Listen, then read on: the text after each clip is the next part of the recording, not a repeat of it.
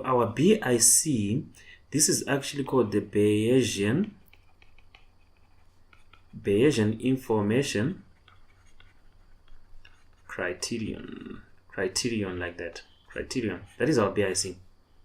And just like the previous one, it is an estimate for test error. We put in an adjustment to estimate our test error.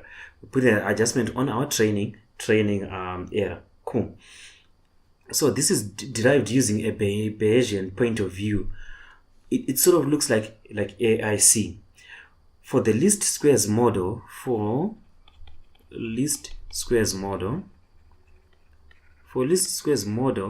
with D predictors, the BIC is given by this. BIC is equal to 1 over n RSS plus log, not ln, but log n D and this variance and that variance. That is the BIC. So like CP, BIC tends to take small values for a model with a low test error. So we generally choose the model with the lowest BIC. BIC, it replaces, you remember it had that 2D in what? In CP, we had that 2D here, and it replaces that with the log n d omega squared, right? Where n is the number of observations. So here, what you can see is our log n is greater than 2 when, let me just say when, it's greater than 2 when n is greater than 7. This is easy to do. You can just get rid of the log.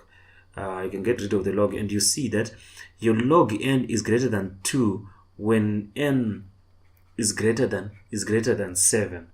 So the BIC statistic generally places a heavier penalty on models with many variables, hence results in a selection for smaller models than CP. What we're saying there is, you see here, for n greater than 7, which means when we have more than 7 observations for the same number of predictors, same variance. If we have more than 7 observations, our log n is going to be greater than 2. So which means this part here is going to be greater than this 2. Which means ultimately our BIC is going to be greater. Our BIC is going to be greater than our AIC. So which means our BIC, since it's greater, we want to choose the smaller one. We want to choose the lowest one, right? We want to choose, when we are doing this, we are choosing the lowest one. So here, this is greater than your AIC, right? So which means our estimates for test error are going to be higher here. Which means the models that are going to be tested using BIC, they are going to face a heavier penalty. They're facing a heavier penalty. They're going to face a heavier penalty. They're going to face a heavier penalty on models with many variables than just normal AIC. Just because your log part, when you have more than 7 observations, which is usual, we are going to puts a heavy. This penalty is heavier than your normal AIC. It punishes heavier than that. You see, it punishes heavier than that. Heavier than AIC. When I say than that, I mean than AIC. Cool. So, and just like AIC, it's going to punish as your D is increasing. The predictors, as predictors are increasing, we are adjusting by a larger amount, right?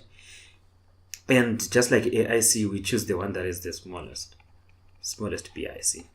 The one that is the model that is the smallest BIC is the one that we'll select because it is an estimator for test error.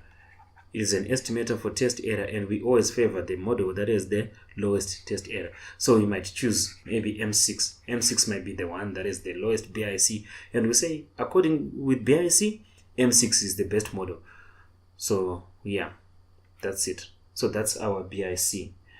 In the next video, we're going to discuss adjusted R squared, which will be the last one of them, because we have already done cross validation. So we'll do adjusted R squared in the next video.